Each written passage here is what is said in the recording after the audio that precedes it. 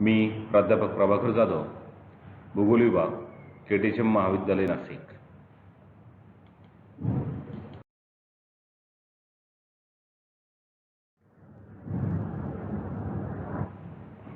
मागच्या लेक्चरमध्ये आपण परिसंस्था या प्रकरणावरती आपण चर्चा केली होती. त्यामध्ये आपण परिसंस्थेचा अर्थ, संकल्पना, व्याख्या, त्याचबरोबर परिसंस्थेची रचना, परिसंस्थेची प्रकार या विविध मुद्द्यांवरती आपण चर्चा करणार होतो.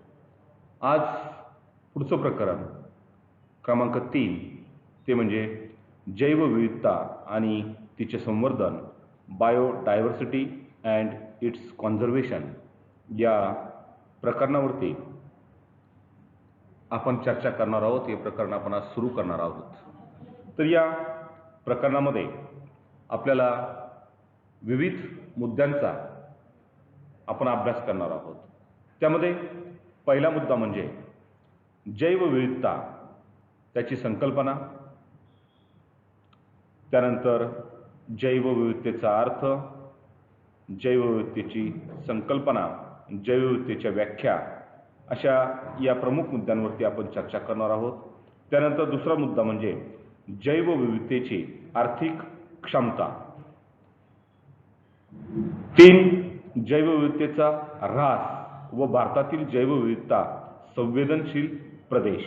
आणि शेवटचा मुद्दा म्हणजे जैवविविधतेचे संवर्धन या प्रमुख मुद्द्यांवर आहोत. तर सुरुवातीला आपण जैवविविधता संकल्पना, meaning, concept and definition of biodiversity.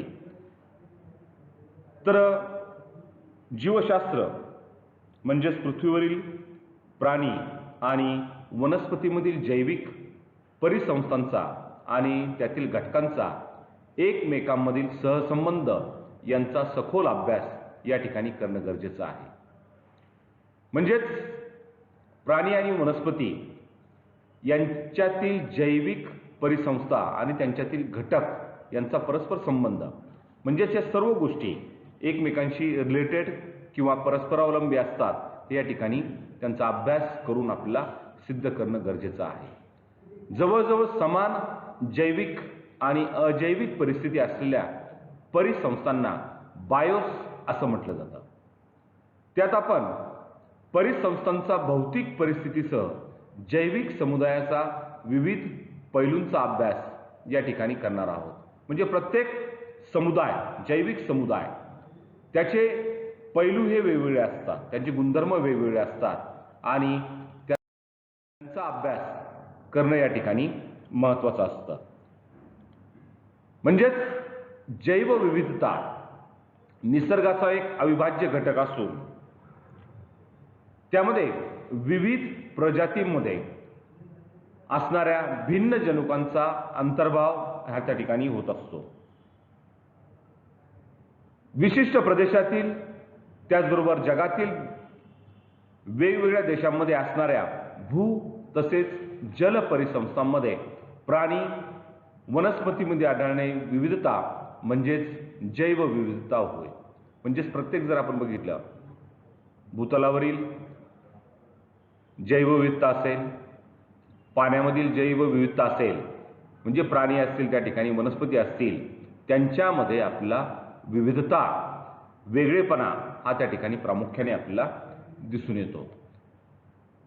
मानवाच्या असणाऱ्या असंख्य गरजा भागवण्याचं काम या जैवविविधतेमुळेच शक्य झालेलं आहे. कारण मानव अनेक गरजा या विविधतेतूनच भागवत असतो. म्हणजे वनस्पतींपासून भागवत असेल किंवा प्राण्यांपासून भागवत असेल, म्हणजेच त्या ठिकाणी सूक्ष्मजीव असतील अगदी, त्यांच्यापासून सुद्धा तो विविध प्रकारे आपल्या गरजा भागवण्याचं काम हे करत असतो.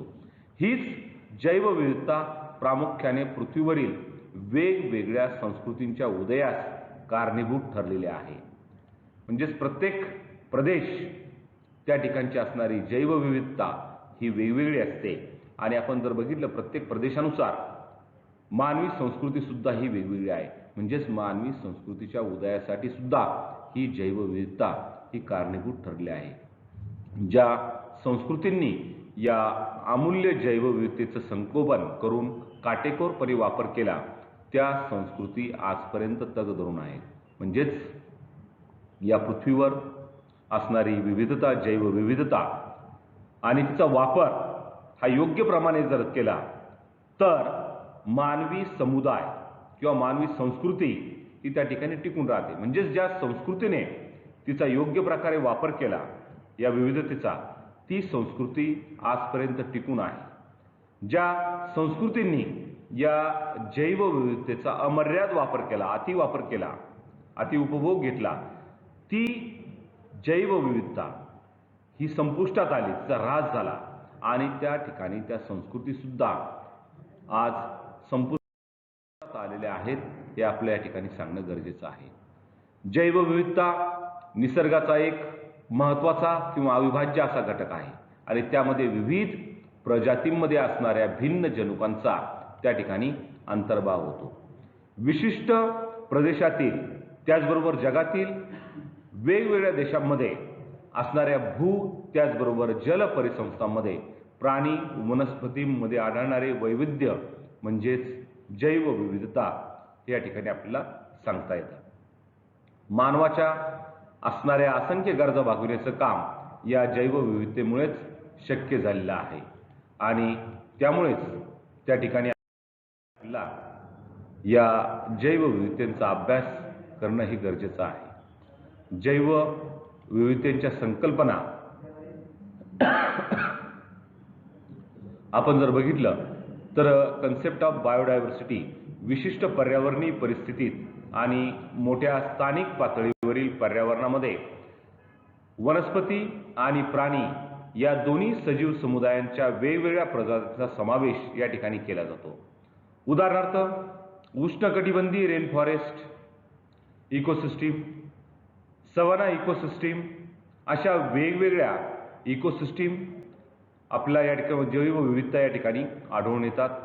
समशीतोष्ण गवताळ प्रदेश इकोसिस्टीम इत्यादी इकोसिस्टीम जैवस्तरावर या ठिकाणी विचारात घेतल्या जातात. जैवविविधता या शब्दाचा सुरुवातीला वापर वॉल्टर जी रोसेन यांनी 1986 साली केलेला आहे.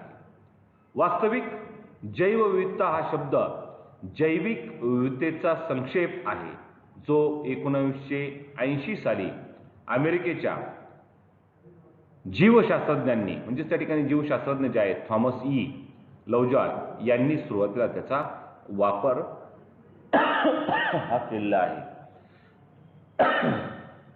जैवविविधता वेगवेगळ्या मार्गांनी अभ्यासली जाते आणि परिभाषित केली जाते, परंतु पुढे नमूद केल्याप्रमाणे जैव प्रजाती आणि परिसंस्था म्हणजेच त्या ठिकाणची भौतिक पर्यावरणीय परिस्थिती यांचे विविध घटक जैवविविधतेच्या बहुतेक सर्व परिभाषांचे मूळ आहेत.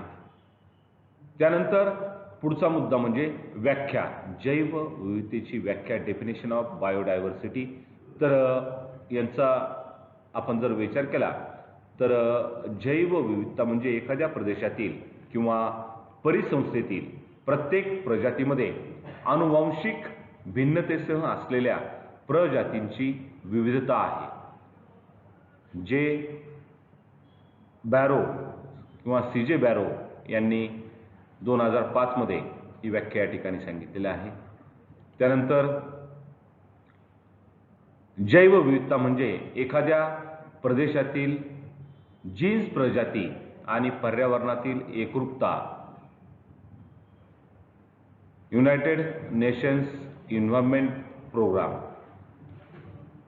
त्यानंतर डिफ कॅस्ट्री यांनी 1986 मध्ये पुढची व्याख्या मांडली आहे, ती म्हणजे जैवविविधता म्हणजे एखाद्या विशिष्ट क्षेत्र व कालावधीतील तेथील जनुके, प्रजाती आणि पर्यावरण यांच्यातील आंतरक्रिया व एकात्मीकरण होय.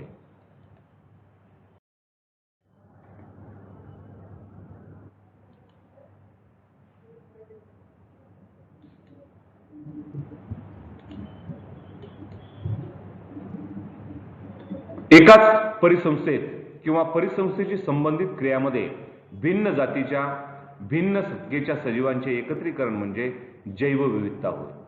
जैवविविधतेची परिभाषा लक्षात घेता असे स्पष्ट होते की जैवविविधतेचे 4 घटक म्हणता येतील.